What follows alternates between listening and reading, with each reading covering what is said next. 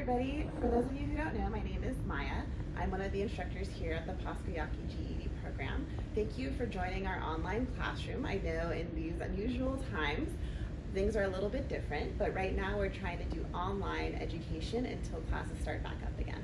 So thank you for doing the science lesson. There was already a PowerPoint, which I hope you guys looked over, and I hope you watched the YouTube videos because it will help explain this. So now we're doing the questions. And I'm here to talk through the questions in case it's a little bit confusing. So the first sheet of questions, understanding scientific evidence. And so when it comes to your GED questions, especially for the science, you always want to read the question first before you go through the paragraph. Because sometimes the paragraphs are long or they're confusing, and so the question helps you narrow down what information you're looking for. So we're going to go straight to the question. It says, according to the information, what is one type of evidence scientists use to support the idea that the living things mentioned have a common ancestor? So the key here is common ancestor. And when you look right here, it says homologous structures are one type of evidence used to support the idea of common ancestry. So there you go. For those of you who are not familiar with the word homologous, just know that the prefix in Latin, H-O-M-O, that means the same. So the same or similar structures, and here we go, similar structures. So 1C is your answer. And if you were still confused, notice that it says the human, bat, porpoise, and horse, so they show these right here, have different functions according to the requirements of each organism's lifestyle. However, their homologous structures, so again, that term was repeated twice, are evidence of a common ancestor. So this is how you want to read the questions, and don't get thrown off by words you don't know, because you do know what structures means, and notice it says structures right here. So use these tips and tricks to help you answer the question correctly. Number 2, according to the passage and illustration, what evidence leads scientists to believe that fish, rabbits, and gorillas have a common ancestor? So A, they have limbs that perform similar functions. B, their developing embryos have similar structures. C, their bone structures are almost identical. Or D, they go through 4 stages of development. So B, their developing embryos have similar structures. Well, look, you can almost see when they begin as embryos, they look very, very similar. It's only when they become adults or when they're later in their fetal stages that they start to have different shapes. Additionally, it says that embryonic development provides evidence that diverse animals that exist today evolved from a common ancestor. So again, it's talking about this idea that their developing embryos have similar structures.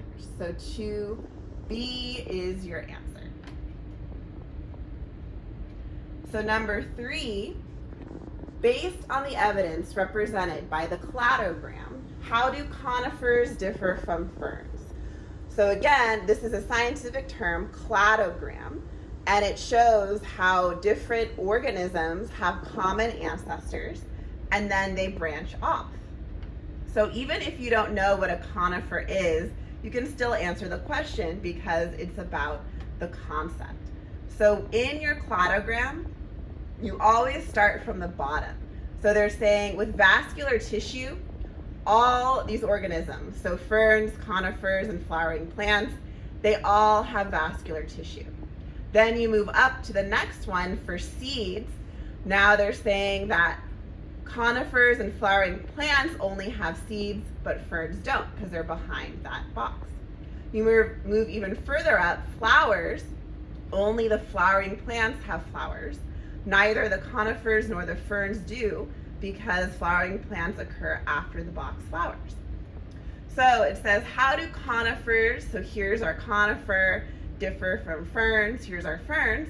Well, notice that the seeds separate the two. So conifers have seeds. C is your answer.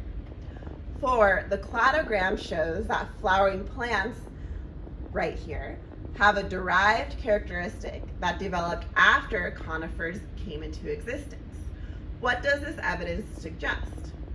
So A, flowering plants and conifers cannot have a common ancestor. That's not true because they both start from here.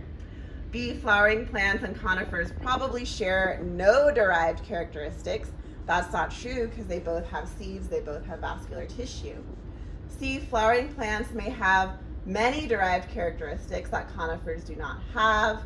Or D, flowering plants must have come into existence after conifers. So D is your answer because we see right here, flowering plants come after the conifers. So the next one, natural selection. Again, this theme of common ancestry. So number 1, which statement is an inference that can be supported by the information? So A, factors in an organism's environment have little effect on survival. B, heritable detrimental, so detrimental means harmful. So they're saying harmful traits that you inherit occur less often in a population over time. C, natural selection is unrelated to evolutionary change in species. Or D, all traits that help members of a species are passed on to future generations. So here, your answer would be B, because if you have traits that are harmful, then those organisms will die out. So then those traits will occur less often in a population. B is your answer. A is not an answer because your environment definitely has an effect on your survival. Natural selection is definitely related to how species change. And then here, all traits that help members are passed. That's not necessarily true. Many are, but not all. So always be aware of your all or never extreme statements. So, number 2, determine which 2 drag and drop options are appropriate inferences based on the observations.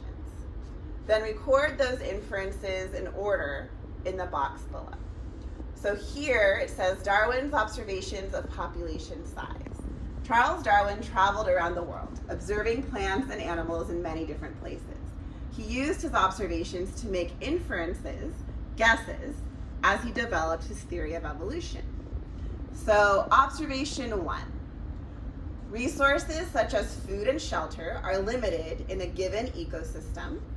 Observation 2, if all individuals in a population reproduce, the population quickly grows out of control.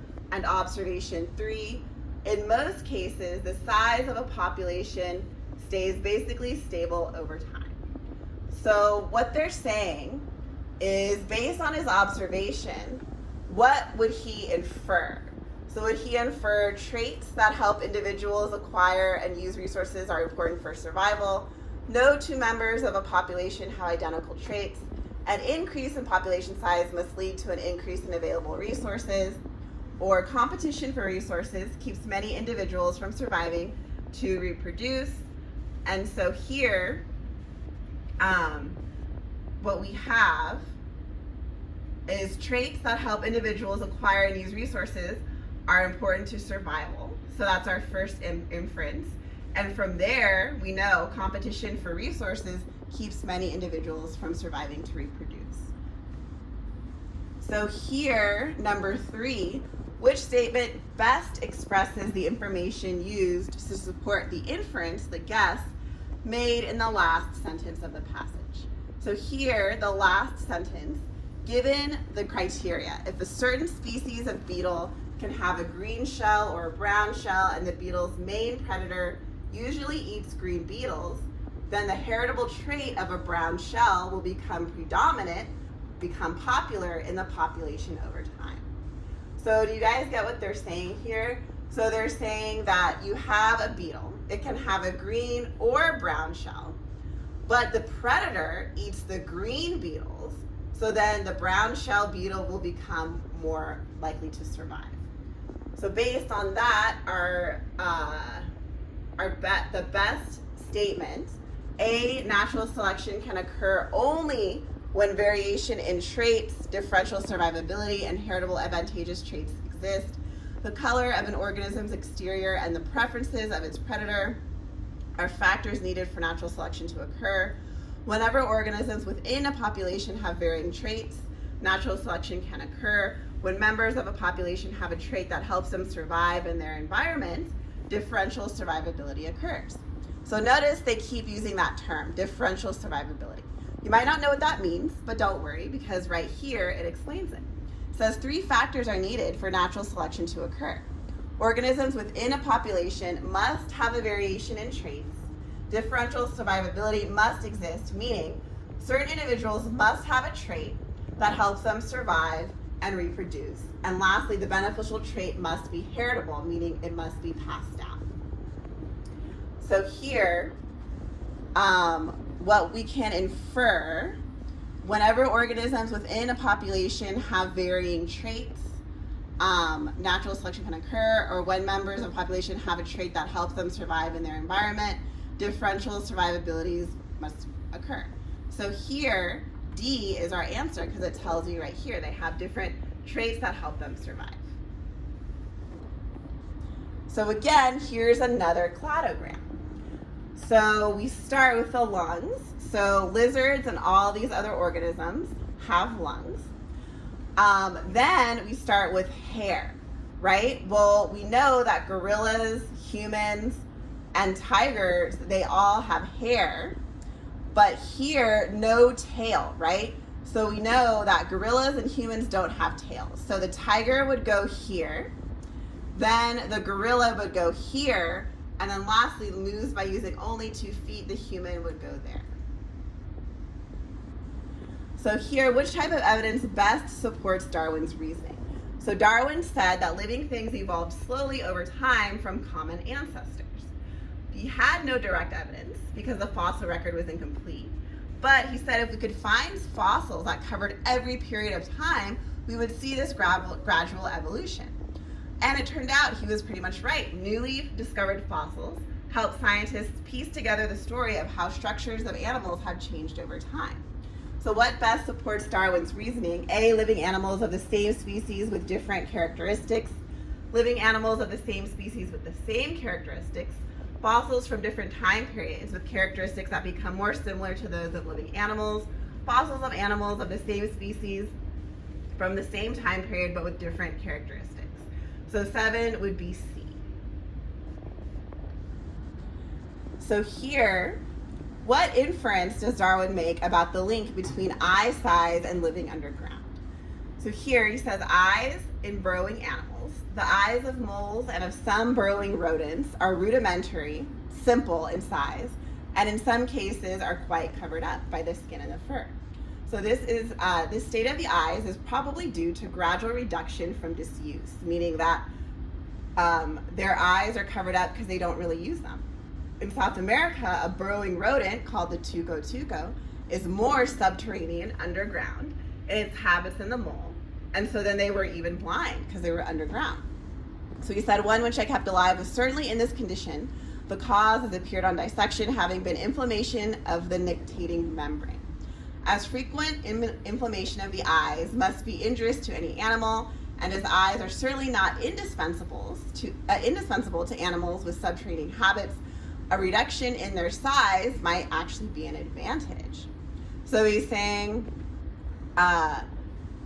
burrowing animals' small eyes are beneficial to their survival, because he says it right here, a reduction in their size might be an advantage. What signal wording helps you understand that Darwin's statement about an advantageous trait is an inference? Because he says it might, in such a case, be an advantage. So he's not sure, but he's guessing. So here with Galapagos Island finches, according to the passage, Darwin considered the possibility that a species had been modified for different purposes. So a species had been changed, modified, for different purposes. What inference is Darwin making? So here, he went on a 3-year voyage around the world in 1831. It gave him a chance to observe and collect plants and animals from many different places. So in late 1835, Darwin spent several weeks on the Galapagos Islands off the coast of South America.